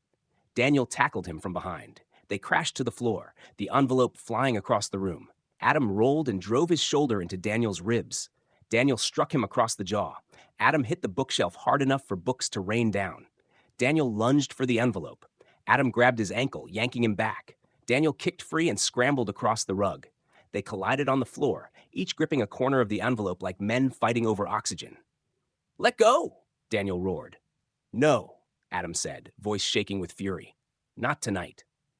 "You don't understand what you're holding," Daniel hissed. "You don't understand what he did!" "Then tell me." Daniel froze. Rain pounded the windows. Lightning illuminated his face, twisted, desperate. "He caused a death," Daniel whispered. "Dad killed someone, and that envelope proves it." Adam steadied himself. "I know." Daniel blinked, startled. "Then you know who he killed?" Adam hesitated. "Matthew Cole's brother." Daniel laughed, a hollow, broken sound.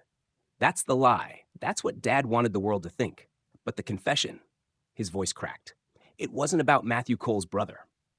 Adam stared at him. "Then who?" Daniel swallowed hard, looking suddenly younger, suddenly ruined. "Our sister." The word struck harder than the punches. Adam felt the breath collapse in his chest. "Sister?" he whispered. Daniel nodded, trembling. "She was 2. A toddler, Mom's first child. Dad was drunk. He dropped her down the marble stairs. Matthew covered it up. Acid made it look like an illness. Mom never knew." Adam's world tilted. "No? Eleanor. She was never told," Daniel said. "Dad lied to her for decades." Adam could barely get his voice out. "Why are you telling me this?" Daniel stepped closer, eyes wild. "Because that envelope doesn't just damn Dad. It damns you." Adam stared confused. "Me?" Daniel clenched his teeth. "Because that little girl, she wasn't Dad's." Silence swallowed the room. Adam's body went cold. "What are you saying?" he whispered. Daniel's voice trembled, rage and agony tangled together. "She was yours, Adam. Your sister, your full sister. Dad killed her because she wasn't his, and then he buried you both in lies." Adam staggered. Daniel grabbed the envelope and ran. Out of the study, into the hall, into the storm that waited like judgment. Adam remained on the floor, breath shaking, heart splintering open. He had come to uncover the truth. He had uncovered a grave. Then he pushed himself up and ran after Daniel, no longer to reclaim a will, but to stop a brother who was ready to burn the world to erase the truth. Adam burst through the front doors of the mansion into a wall of screaming rain. The storm swallowed everything, light, sound, even breath. Wind whipped against his face as he sprinted down the steps, his shoes slipping on the slick stone. Ahead of him, Daniel ran toward the driveway, clutching the envelope like it was the last thread holding his life together. "Daniel!" Adam shouted, voice tearing through the thunder. Daniel didn't turn, didn't slow, didn't hesitate. He lunged into his car, slammed the door shut, and the engine roared to life. Adam reached the bottom of the steps just as the tires shrieked across the pavement. The car fishtailed, spraying water, then shot down the driveway toward the wrought iron gates. Adam didn't think, didn't plan. He ran straight into the storm, toward the service road that curved around the estate. Mud splashed up his legs, rain blinded him, but adrenaline carried his body forward. He cut across the lawn, tripping over roots, slipping in mud, until he hit the old access road. The pavement glistened beneath the storm, turning the world into a silver blur. Ahead, Daniel's headlights carved through the darkness like two furious eyes.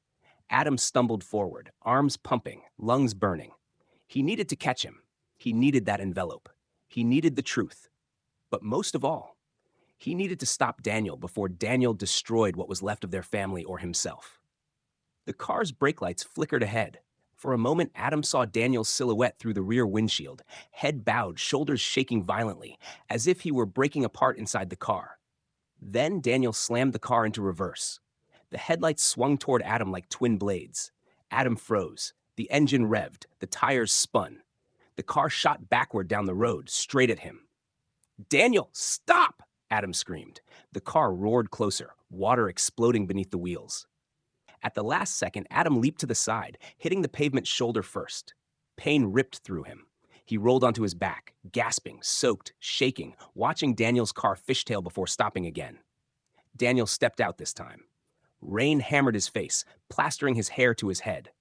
The envelope in his fist was soaked, bleeding ink through the paper. His chest heaved. His eyes looked wild, lost, furious, shattered. "You shouldn't have come after me." Daniel shouted through the storm. Adam pushed himself up on his elbows. "You tried to run me down." "It was an accident," Daniel yelled back, though even he didn't sound convinced. "Daniel, give me the envelope." Daniel stepped backward, clutching it tighter. "No, you don't get this. You don't get to destroy everything. I'm not trying to destroy anything." "Yes, you are," Daniel screamed. "You're trying to replace me." Adam stumbled to his feet. "I'm not replacing you." "You already did." Daniel's voice shattered into something raw and broken. "You replaced me the moment you were born, the moment his blood flowed into you instead of me." Lightning ripped across the sky. Adam moved closer, hands outstretched. "Daniel, listen." "Don't come any closer." Daniel stepped back too far. His heel slipped on the edge of the embankment. Gravel tumbled away under his feet. His body swayed dangerously. "Daniel, stop. Don't move," Adam cried out. But Daniel didn't hear him or refused to. "Dad didn't love me," Daniel said, rain mixing with tears. "He never did. He looked at me and saw failure, saw limits, saw a kid who would never be perfect enough. And then he found out about you." His voice shook, but his grip on the envelope didn't. "You were the one he watched. You were the one he feared. You were the one he left the money to. You were the son he couldn't admit he wanted." "Daniel, that's not true." "It is," Daniel cried. "And if this envelope gets out, you won't just take his money. You'll take Mom. You'll take the entire legacy. You'll take everything." Adam took another step. Daniel took another back. His foot slipped again. "Daniel, please, give me your hand." Daniel's breath hitched. For a brief, fragile moment, the fury drained from his face, replaced with something Adam had never seen in him before. Fear. "Why are you trying to help me?" Daniel whispered. "Because you're my brother," Adam said. The words stopped Daniel cold. Lightning cracked. Thunder shook the earth. Daniel stared at Adam, speechless, trembling, soaked, broken. "You're not my brother," he whispered weakly. "I am," Adam said. "And you don't have to do this alone." Daniel's fingers loosened on the envelope. His foot slipped again. He teetered at the edge. Adam lunged forward. "Give me your hand!" Daniel reached out, but the water, the mud, the slope, his foot slid off the embankment. His body tilted backward. The envelope flew from his fingers, spinning through the rain like a dying bird. "Daniel!" Adam screamed. He grabbed Daniel's wrist. Daniel dangled over the flood-swollen ditch below, water raging beneath him, tugging at his legs. Adam pulled with everything he had. Daniel's eyes widened. "Let me go," he whispered. "No," Adam shouted. "I'm not losing you too." Daniel broke, right there, right in Adam's grip. He sobbed, one raw, single sob from a man who never allowed himself to feel anything real. "I'm not worth saving." "Yes," Adam said, tears mixing with rain. "You are. Daniel, please." Their fingers slipped. Adam tightened his grip. Daniel didn't pull away. For the first time in their entire lives, Daniel chose to hold on. Adam heaved him upward, muscles screaming, until Daniel's chest cleared the edge and they both collapsed onto the muddy pavement. Daniel lay on his back, shaking violently. Adam landed beside him, gasping. Rain hammered them both as if trying to wash the moment away. After a long minute, Daniel whispered through chattering teeth, "I dropped it. The envelope." Adam looked toward the ditch. The water had swallowed it. Gone. Lost. Maybe forever. Daniel let out a breath that was half relief, half devastation. Adam didn't speak. He lay there in the rain beside the brother who had tried to kill him, who had tried to kill himself, who had hated him all his life until now. Until the moment Adam refused to let go. Daniel whispered, voice shaking, "What happens now?" Adam turned his head toward him. "We go home," he said softly, "and we tell Mom the truth." Daniel closed his eyes, and for the first time, he didn't fight it. The storm had quieted by the time Adam and Daniel reached the hospital, but the silence it left behind was worse. It felt like the world was holding its breath, waiting for something to shatter. Daniel walked beside Adam slowly, unsteady on his feet, soaked to the bone, his hands trembling even though the rain had stopped. For the first time in his life, he looked small. Not weak, just unbearably human. Adam kept a hand on his arm, not to restrain him, but to keep him from collapsing under the weight of what they were about to do. When they stepped into the lobby, the night nurse glanced up. Her eyes widened at the sight of both men drenched, bruised, cut. Adam didn't stop long enough to explain. He pushed past her toward the elevators. "Where's my mother?" Daniel rasped. "Room 417, the nurse said softly. "She's been asking for you." A flicker of pain ghosted across Daniel's face. They moved down the hallway, of the fluorescent lights buzzing faintly overhead. Adam's heartbeat echoed in his ears. Every step felt heavier than the last. They reached the door. Adam knocked once, gently. Inside, Eleanor's voice called out, thin and urgent. "Adam, is that you?" Adam opened the door. Eleanor sat upright in her bed, hands folded tightly over a blanket. Her eyes were red from crying. The moment she saw him, relief washed over her entire body. Then she saw Daniel. Her breath caught. "Oh, God," she whispered. "Daniel?" Daniel froze in the doorway, unable to move. His jaw trembled. "Mom," he said softly. Eleanor held out a shaking hand. "Come here." Daniel took one step, two. By the time he reached her bedside, his face was wet again. Rain, sweat, tears, it didn't matter. He sank onto the edge of the bed like a child. Eleanor touched his cheek gently. "You're hurt." "I'm fine," Daniel whispered. "I'm fine, Mom. I need to tell you something." She looked between her sons, her real son and the son she never knew she had, her heart beating faster with a kind of dread no parent should ever face. Adam closed the door behind them. "We found the second will," he said quietly. Eleanor's expression changed. Her voice grew fragile. "What was in it?" Adam looked at Daniel. Daniel swallowed hard, eyes down. "Mom," he whispered, "it's something you didn't deserve. Something Dad should have told you himself." Eleanor's fingers tightened around his hand. "Tell me." Daniel hesitated. Then he broke. He leaned his head against her hand, shoulders shaking, voice cracking apart. "Mom, your first baby, she didn't die from illness." Eleanor froze. Every muscle in her body went rigid. "What?" she whispered. Daniel forced himself to continue, tears sliding silently down his face. "She died because Dad dropped her. He was drunk, and he never said anything, and he made people lie to you." Eleanor's breath shuddered. Her face lost all color, her mouth trembling. "No," she said softly. "No, he wouldn't hide something like that." But the truth was already breaking her. Adam stepped forward. "I'm so sorry." Daniel squeezed her hand. "Mom, I'm sorry too. I didn't want to be the one to tell you, but I had to. You needed to know." Eleanor pulled her hand back, pressing it to her lips, shaking violently. "My baby," she whispered. "My baby." Daniel closed his eyes, devastated.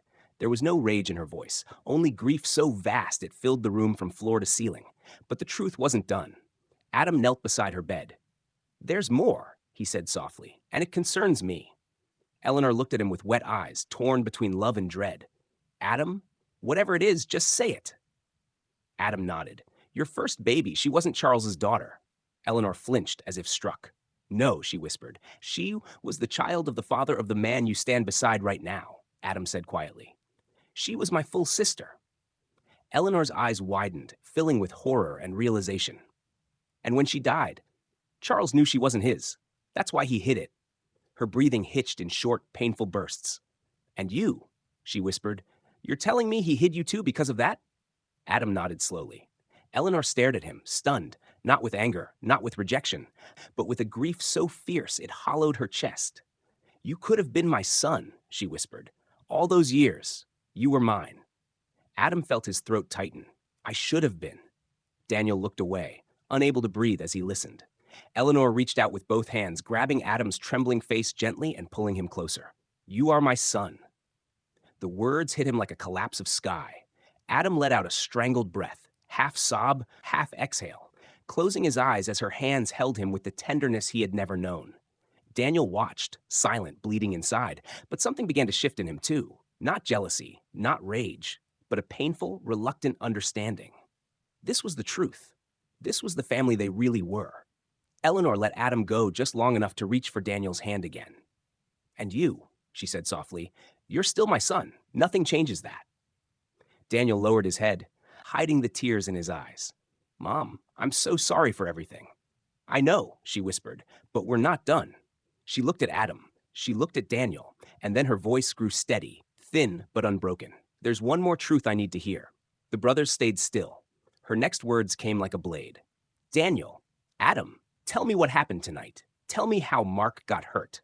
Daniel's face twitched. Adam closed his eyes. The room went silent except for the faint hum of the medical monitor.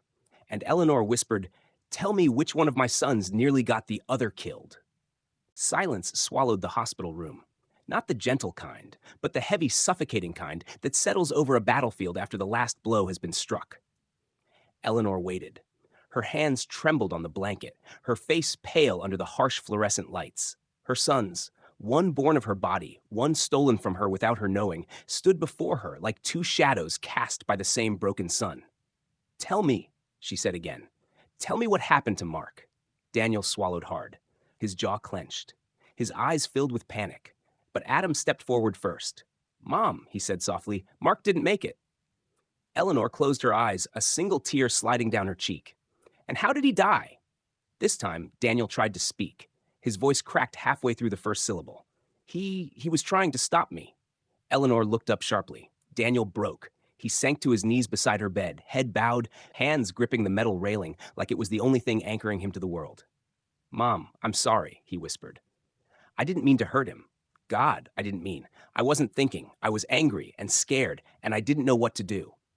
His words collapsed into sobs. Eleanor stared at him, devastated. Daniel, she whispered. My son, what have you done? He lowered his head into her lap, shoulders shaking violently. I didn't kill him, Daniel cried. I swear I didn't. I just pushed him. I just tried to stop him from getting in my way. I didn't know he would hit the table. I didn't know the glass would... He couldn't finish. Eleanor didn't move for a long moment. Then she placed a trembling hand on his head, not in forgiveness, not in comfort, in sorrow. Daniel, she whispered, this family has been drowning in lies for decades, and tonight you added another death to those waters. He cried harder. Adam watched from across the room, jaw tight, fists clenched at his sides, not in rage but in grief. He had already lost a brother once in childhood. Tonight he lost another, not to death, but to truth. Finally, Eleanor lifted Daniel's chin. Look at me, he did. Her voice was steady, but her eyes were full of pain. You need to turn yourself in. Daniel's body went still. Mom, no, please. You need to take responsibility, she said.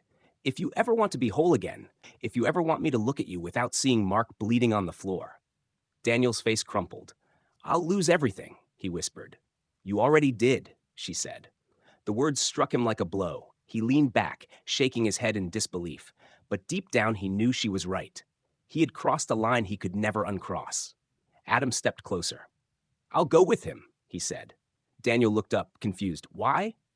Adam's eyes softened, filled with the kind of compassion only someone who has suffered deeply can offer. Because you're my brother, Adam said quietly. whether you want me to be or not." Daniel stared at him, shattered, overwhelmed, then nodded once. The two brothers walked toward the door. Before they reached it, Eleanor's voice stopped them. "Adam!" He turned. She held out her hand. He crossed the room and took it gently. Her thumb brushed the back of his hand with a tenderness she'd been robbed of for nearly 40 years. "I wish I'd known you," she whispered. "I wish I'd had the chance to raise you, to love you." Adam felt something break open, something old, something wounded, something he'd buried a long time ago. "You know me now," he said softly. Eleanor smiled through tears. "Yes, and I'm proud of the man you became, despite everything your father did." His throat tightened. Eleanor's voice softened. "After Daniel turns himself in, promise me something. Anything. Don't let the Hart legacy destroy you like it destroyed them." Adam nodded slowly. "I promise." She let his hand go. Daniel hesitated in the doorway, glancing back at her with a mix of fear and longing. Eleanor met his eyes. "I still love you," she whispered, "but love doesn't erase consequences." Daniel nodded weakly, tears streaming. "I know." Then the brothers walked out of the room together, down the hallway, past the nurses, into the elevator, side by side, not as enemies anymore, not fully as brothers either. Something in between, something painful, complicated, and terribly human. When the doors closed, Eleanor exhaled for the first time in hours. Her hands fell limp in her lap. The monitors beside her beeped slowly, rhythmically, like distant footsteps of a life she no longer recognized. She looked out the window. The storm had ended. The sky was bruised and quiet. For the first time in decades, she saw it clearly. Her husband had destroyed their family. Her silence had allowed the cracks to spread. Her children had been raised on rot. But tonight, at least one thing was clean: the truth. She whispered into the quiet room, "Goodbye, Charles." And for the first time, she meant it. A soft knock came at the door. A nurse entered, holding a small metal tray. "Mrs. Hart, this was found in your belongings," she said. "It was stuck inside the lining of your old coat." Eleanor frowned. "What is it?" The nurse handed her a tiny plastic bag. Inside it, her wedding ring. Eleanor's breath trembled. Adam had found it in the hallway. Daniel had taken it from her neck. But somehow, someway, the ring had returned to her. A perfect circle. Unbroken. Returned, but no longer worn. She closed her fingers around it gently. "Not anymore," she whispered. And she set the ring on the bedside table and turned away from it forever.